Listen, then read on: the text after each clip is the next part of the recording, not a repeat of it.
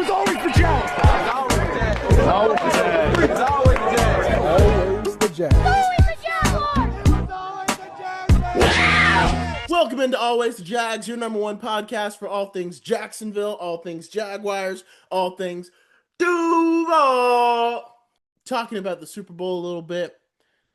I mean, the Seahawks are going to win. Question is, like, by how much? And, like, I saw this funny meme where it was, like, Topher Grace's Venom and Peter Parker on a web.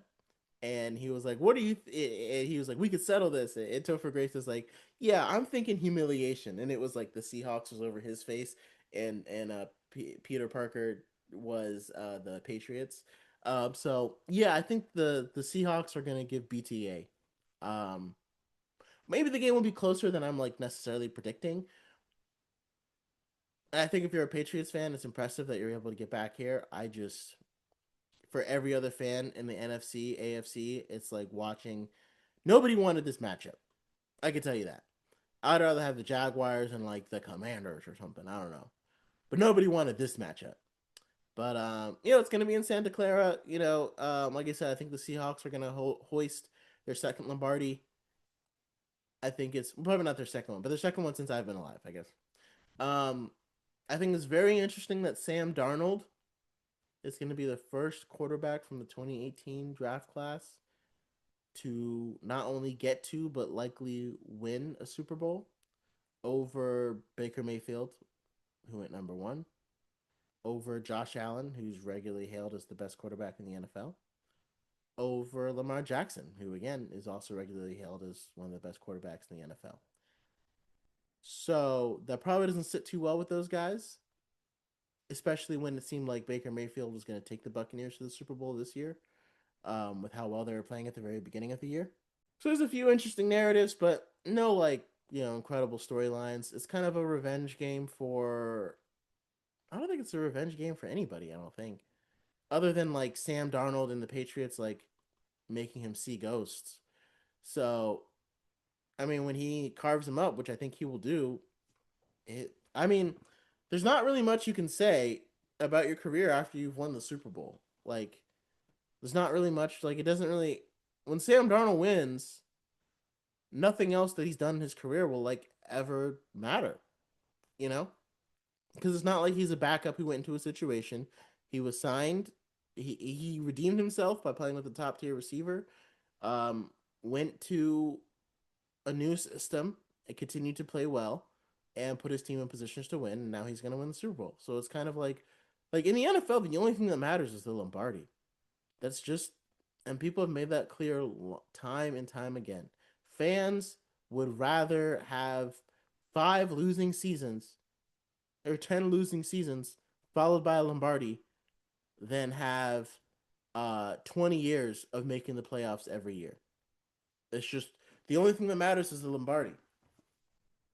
And Sam Darnold's about to earn it. So, we'll see. I mean, I don't think the Patriots really have that much of a chance. I think Drake May is very, very good, but I don't think the Patriots have that much of a chance.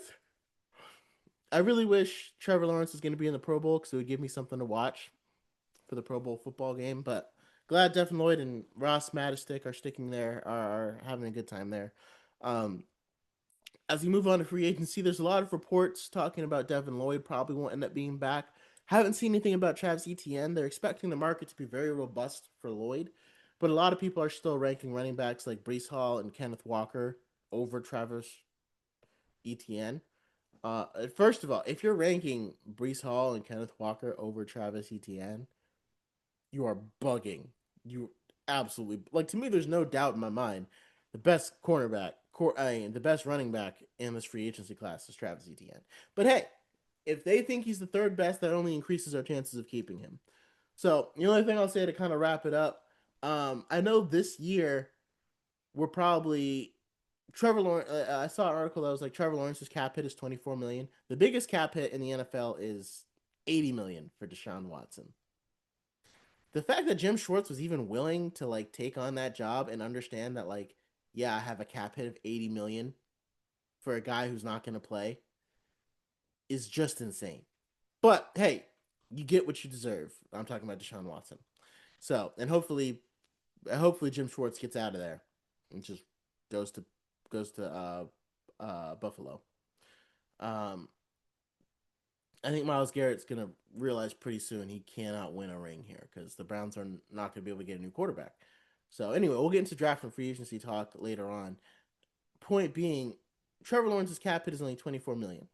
He's still one of the highest paid quarterbacks in the year, and those cap hits are going to go up because I think this year he played on the option because they added it to the end. So 21, 22, 23, 24, 25. So yeah, the fifth year option was no. So 25 he played on the fifth year option. So for 2026, this is the first year of his new deal, and Trent Baalke arranged it so that the first cap hit is 24 million.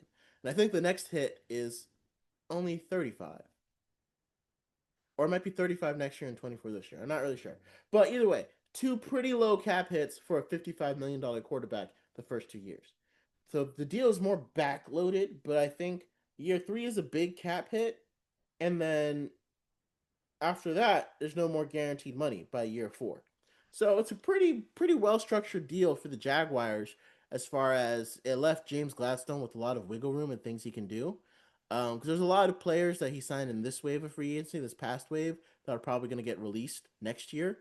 So while we are cash strapped, there's some moves he can make, and I'll go over that later. But the one thing I will say, like Trevor Lawrence making $55 million a year, at the time when we paid him, that was an overpay. I do believe that was an overpay. I don't think we deserve to give him that much. But this year, after the year he just had, he would have been making $55 million a year. So it ends up not really making difference, right? Like, had we waited and said, like, we need to see more, because that's fair, I would have understood, because 22, he had that great season, turned everything around, seemed like he was turning a corner. 23 kept it up and then got hurt and the season cratered. 24 didn't start off great. 23 is when he got hurt and then the season kind of cratered and we missed the playoffs. And then we made him the highest paid quarterback in the NFL. And then we had the 2024 season. And so, to me, again, that contract that we gave him, it's like, I don't think he had earned that yet. But now here we are, 2 years later, 2026. After this season, like, there's no way you can't pay him the $55 million. I'm not going to say it would have been 60 after Dak Prescott's deal, but you may have been looking at 60, to be completely honest. If you had made him wait out this deal, which I did think was the right thing to do, or like I would have preferred if we had extended him for like 45 million back then. But had you made him wait out this deal and then he turned around and played like this under Liam Cohen, maybe we would have been giving him 65 million. I don't know, but like his agent would have said, did he have a better year than Dak Prescott? It would have been a unanimous yes. Okay, so pay him more than Dak Prescott. Like the calculus would have been that simple. Or at least, did he have a better year than Joe Burrow? Okay, then he's going to be tied to Joe Burrow. Like, at least to be tied. So, that's looking like a better decision now that things have kind of changed. Again, I still think 50 million was the magic number there. Still think it was an overpay, but I can acknowledge if we had not reached an agreement, and at least now he's happy. Like, there's been no drama around that. And he's had a chance to like really grow into himself based upon the way he played this year. I remember watching him play against I think it was the Jets or something, and I was like, oh wow, he's playing like a $55 million quarterback. Like that's how he was playing. And so like yeah, we have his contract there. We would have had to give him $55 million a year at least. That would have been the starting number at the end of this season, just based upon the tear that he had. And yeah, he didn't go that far in the playoffs and all that stuff. Again, doesn't really matter when it's contract time. That would have been the base number. So, let me know your thoughts about the Jaguars Super Bowl coaching carousel. Are you happy that we kept our guys? And don't ever forget, it was always the Jags. Thank you so much for watching Always the Jags. Make sure you like and subscribe down below. Check out some of these other videos that I'm sure you'll be interested in as we chase Duval greatness. Thank you for joining us again, and until next time.